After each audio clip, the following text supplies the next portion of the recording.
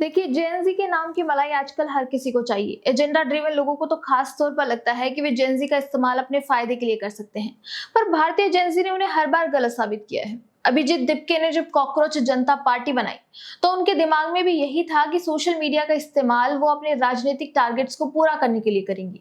2 करोड़ से ज्यादा फॉलोअर्स, लाखों साइन अप्स, हर तरफ बस एक ही बात कि कॉकरोच आ गए।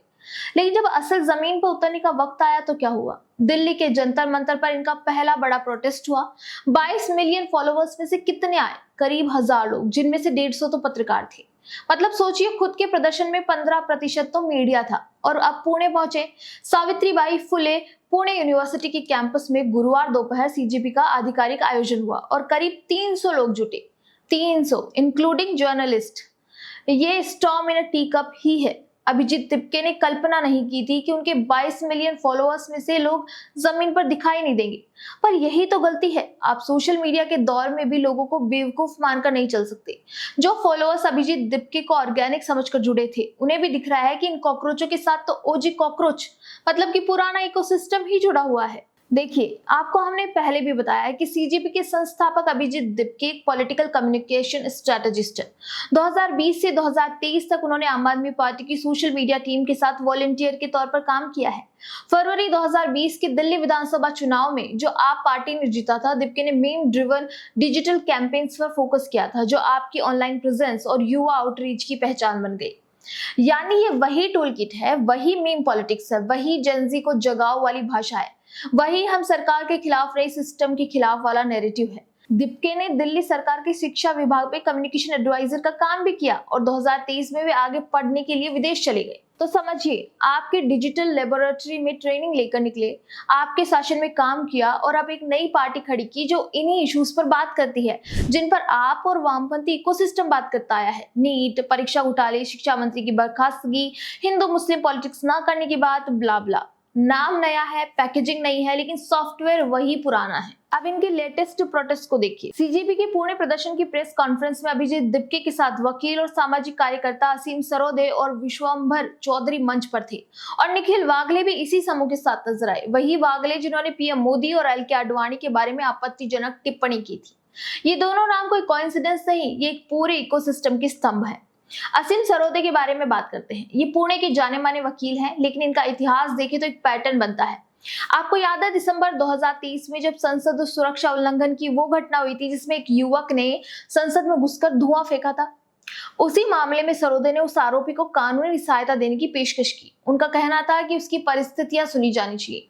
यानी संसद, जो हमारे लोकतंत्र का सबसे पवित्र स्थान है, उसकी सुरक्षा तोड़ने वाले का वकील बनने को तैयार हो गए। इसके अलावा 2021 में कोविड की दूसरी लहर के दौरान सरोदे ने हरिद्वार में होने वाले कुंभ मेले पर निशाना साधते हुए हिंदू समुदाय को लेकर विवादित बयान दिए थे, और यह भी सामने आया कि उनकी तीस्ता सीतलवाड़ से संबंध है।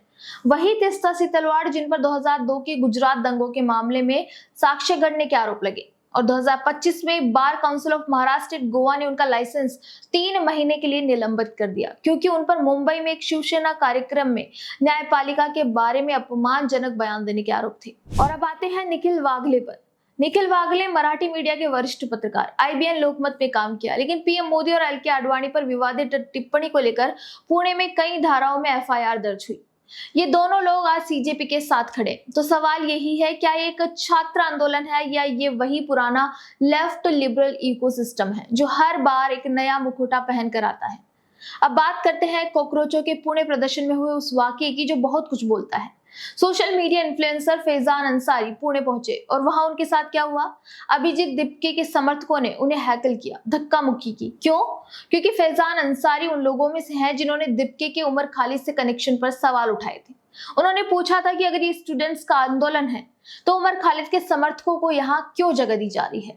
और इसके जवाब में जो मिला वो था भीड़ का हमला। हमारी खुद की टीम जब दिल्ली के जंतर मंतर प्रदर्शन में ग्राउंड पर थी, तो पता चला कि वहां आयशा और एसएफआई के कार्यकर्ता भी बड़ी संख्या में पहुंचे, डफली लेकर, नारे लगाते हुए। जंतर मंतर पर डफली गैंग ने उमर खालिद स्टाइल के नारे लगाए। एसएफआई, आयशा और आईएसएफ के कार्यकर्ता मोमेंटम ट्रेडिंग करने पहुंचे। सीजेपी के प्रमुख प्रवक्ताओं में से एक सौरभ दास पर आरोप है कि उनके उमर खालिद से संबंध है और उन्होंने कश्मीर से जुड़े ऐसे नैरेटिव्स का समर्थन किया जो भारत की अखंडता के खिलाफ है। अभिजीत दीपकी का भी एक पुराना वीडियो है जिसमें वो उमर खालिद का सपोर्ट करते दिखे थे।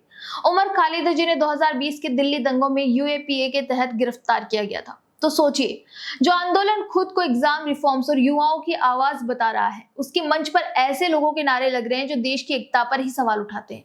ये स्टूडेंट्स की इशू है या ये स्टूडेंट्स को एक बड़े राजनीतिक खेल का मोहरा बनाने की कोशिश?